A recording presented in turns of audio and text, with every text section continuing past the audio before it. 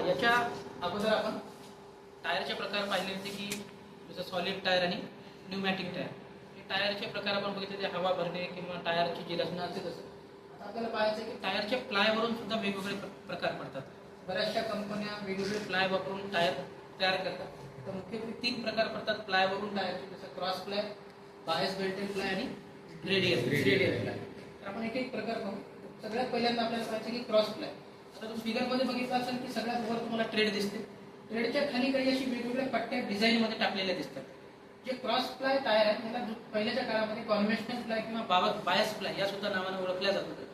तर या टायरमध्ये वर ट्रेड आहे. ट्रेडच्या खाली 2 किंवा त्याच्यापेक्षा जास्त अशा वेगवेगळ्या अँगलमध्ये, बरोबर, सगळ्या दिसत असतील वेगवेगळ्या अँगलमध्ये नायलॉन, पॉलिस्टर किंवा रेयॉन धाग्याच्या काय दिल्या त्या पट्ट्या टाकल्या होत्या. तर सगळ्यात पहिल्यांदा, आणि ही प्रत्येक पट्टी बीड टू बीड होती. म्हणजे टायरचा ह्या बीड पासून इकडे गोल येऊन या टायरच्या या बीड पर्यंत अशा गोल गोल म्हणजे 30 ते 40 डिग्रीमध्ये डायरेक्ट ह्या मोड पासून त्या बीड पर्यंत मोल्ड केलेल्या पट्ट्या याच्यामध्ये टाकल्या जातात. तुम्ही बघितलं असेल की प्रत्येक पट्टीची, प्रत्येक प्लायची जी डायरेक्शन आहे ती एकमेकाच्या विरुद्ध दिसते. जर तुम्ही पहिल्यांदा पाहिलं तर ही पट्टी या डायरेक्शनच्या कोणामध्ये, तर दुसरी पट्टी त्याच्या विरुद्ध डायरेक्शनच्या कोणामध्ये, म्हणजे वेगवेगळ्या डायरेक्शन, म्हणजे विरुद्ध डायरेक्शन मध्ये वेगवेगळ्या प्रकारच्या प्लाय काय केल्या होत्या या टायरमध्ये मोल्ड केलेल्या होत्या.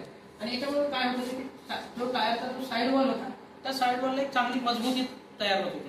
परंतु या टायरचे डिसएडव्हान्टेज होतं की बऱ्याचदा रनिंगमध्ये या टायरमध्ये उष्णता निर्माण व्हायची, म्हणजे टायर जास्त गरम व्हायचं. मग काय, जास्त टायर गरम झाले की काही वेळानंतर गाडी साईडला लोकायला थांबवायला लागायची, तेवढा वेळ तिथं जायचा. म्हणून कंपनीने याच्यानंतर काय केली, अशा टायर जे लोकांनी व्यापारासाठी गाड्या जे वापरत होते लोडिंगसाठी, तर ही लोक पहिले गाड्या वापरत होते. मग बऱ्याच त्यांचा टाइम जायचा की रस्त्याच्या कडेला गाडी थांबून बसायचे टायर गरम झाल्यानंतर. नंतर कालांतराने काय झालं की क्रॉस प्लाय मध्ये हा प्रॉब्लेम येत असल्यामुळे लोकांनी हा टायर वापरणं बंद केले. त्याच्यानंतर दुसरा टायर निघाला बायस बेल्टेड प्लाय. आता या टायरमध्ये पण तुम्ही बघितलं असेल की सुरुवातीला ट्रेडच्या वर जे बायस बेल्टेड, याच्यामध्ये स्टीलचे जे पट्टे असतात किंवा स्टीलचे जे तार असतात त्या तारच्या साह्याने पहिले 2 प्लाय टाकण्याचा प्रयत्न केला बीडच्या खाली. याचा एक फायदा झाला की टायर रनिंगमध्ये असताना टायर पंक्चर होण्याची शक्यता ही थोडीशी कमी झाली. आणि सेम खाली पुन्हा 23 ते 40 डिग्रीमध्ये, जसं आपल्याला क्रॉस प्लाय मध्ये जे नायलॉन आणि पॉलिस्टरचे प्लाय टाकले होते बीड टू बीड, म्हणजे ह्या बीड पासून वरून त्या बीड पर्यंत, याच्यामध्ये सुद्धा 23 ते 30 डिग्रीमध्ये काय पॉलिस्टर, नायलॉन धाग्याचे जे प्लाय होते ते प्लाय याच्यावर मोल्ड केले होते. पण काय झालं, या बायस बेल्टेडमध्ये जर स्टीलचे प्लाय वापरल्यामुळे काय झालं, या टायरची किंमत थोडीशी जास्त झाली. आणि या टायरचे एक होते की हे टायर गरम होत नव्हते आणि याचा जो ब्रेकिंग एफर्ट होता, ज्यावेळेस आपण अचानक ब्रेक मारतो तर याच्या टायरच्या रबरवर किंवा ट्रेडवर काहीही फरक पडत नव्हता. पण या टायरची किंमत फक्त जास्त असल्यामुळे मार्केटमध्ये हे टायर वापरणं सुद्धा कालांतरानं काय होत गेलं, कमी होत गेलं. त्याच्यानंतर टायरचा जो शेवटचा जो प्लायवरून पडणारा प्रकार होता ज्याला आपण म्हणतो रेडियल टायर. आज ऑटोमोबाईल फील्डमध्ये 100% गाड्यांना कोणते टायर येतात, रेडियल प्लाय टायर. आपण पहिलेपासून जे विमान आहे, विमानामध्ये जे टायर पहिल्यापासून वापरले जात होते ते टायर कोणते होते, रेडियल प्लाय. कारण ह्या टायरमध्ये एवढी पॉवर होती की जरी ते जमिनीवर घसरत गेले तरी याचा ट्रेड किंवा साईडवर किंवा याच्यावर काहीही फरक पडत नव्हता. पण याच्यामध्ये काय झालं, हे टायर जवळपास 1948 मध्ये सगळ्यात पहिले फ्रान्समध्ये तयार झाले आणि याचा वापर आपल्यामध्ये भारतामध्ये काही काळानंतर यायला चालू झाला.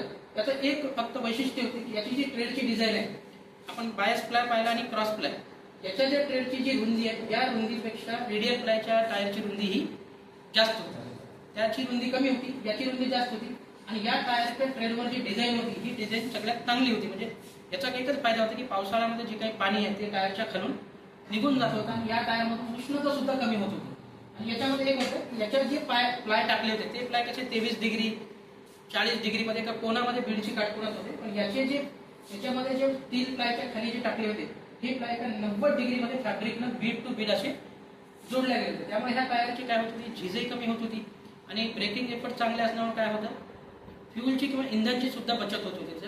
आणि ह्या टायरची किंमतही जसं क्रॉस प्लायची जास्त होती, या टायरची किंमत ॲज अन अवरेज ही कमी होती. त्याच्यामुळे कालांतराने काय झालं, आज भारतामध्ये जवळपास सर्वच गाड्यांना कोणते टायर वापरतो आपण, रेडियल प्लाय असणारे टायर वापरतो.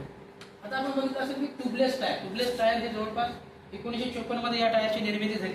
भारतामध्ये याचा वापर कधीपासून चालू झाला, 1962. लोकांना भीती वाटायची किंवा रस्त्यामध्ये जर टायर पंक्चर झालं तर पंक्चर कोण काढेल.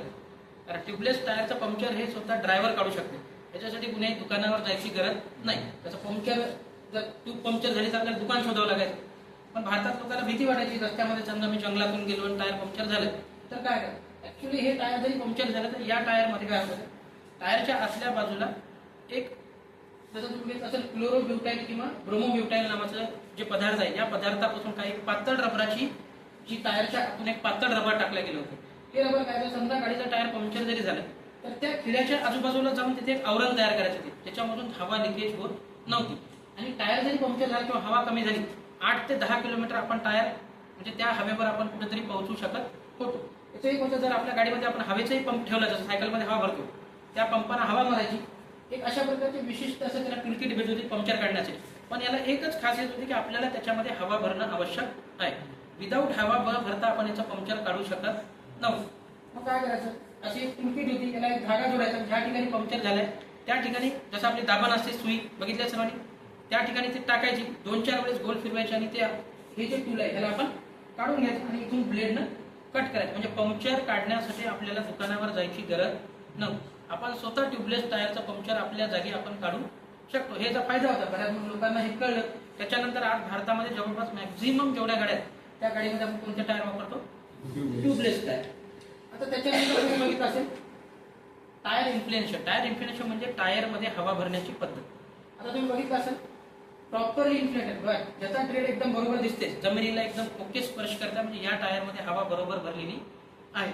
दुसरं बघितलं असेल अंडर इन्फ्लेटेड. अंडर इन्फ्लेटेड म्हणजे प्रमाणापेक्षा हवा कमी आहे. हे शब्द लक्षात ठेवायचे, परीक्षामध्ये प्रश्न येते की अंडर इन्फ्लेटेड किंवा ओव्हर इन्फ्लेटेड.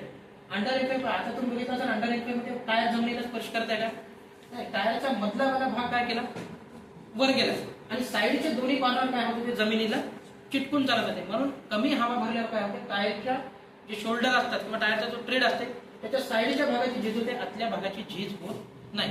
आणि जर समजा तुम्ही प्रमाणापेक्षा जास्त हवा लागते, सायकलमध्ये हवा जास्त भरपाय, सायकल अशी उड्या मारते, टनटन उड्या मारत चालते सायकल. जर तुम्ही सायकलमध्ये जास्त हवा भरली तर त्यावेळेस काय होते, ट्रेडचा जो सेंटरचा भाग आहे ते बघितला असेल, सेंटरचा भाग दिसते, ट्रेडचा जो सेंटरचा भाग आहे त्या भागामध्ये काय होते, प्रमाणापेक्षा हवा जास्त भरल्यामुळे तो भाग याला चिटकून राहते आणि त्याच्यामुळे काय होते, टायरच्या सेंटरच्या भागाची काय होते, जास्त प्रमाणामध्ये झीज होते. आता तुम्ही बघितलं असेल खालचा वाला टायरचा ट्रेड सेंटरमध्ये पहा कुठे झिजलेला दिसतो का, नाही, म्हणजे प्रॉपरली हवा भरली आहे. सेकंडवाल्या भागाची साईडचे 2 ट्रेड त्याची काय झाली आहे, झिजली आहे. म्हणजे त्याचं कारण काय होतं, टायरमध्ये आपण हवा प्रमाणापेक्षा कमी भरली. आणि सेंटरमध्ये पहा जर ओव्हर इन्फ्लेटेड झाला असेल तर आपण काय केलंय, सेंटरवाल्या भागामध्ये हवा जास्त भरली आहे, प्रमाणापेक्षा जास्त भरली आहे. त्याच्यामुळे काय झालं, टायरच्या सेंटरच्या भागाची झीज झाली. आपल्याला प्लायवूड पडणारे प्रकार, त्याच्यानंतर ट्यूबलेस टायर कसे असतात आणि त्याच्यानंतर टायरमध्ये इन्फ्लेशन, हे 3 पार्ट्स आज कव्हर झाले. समजलं सगळ्यांना.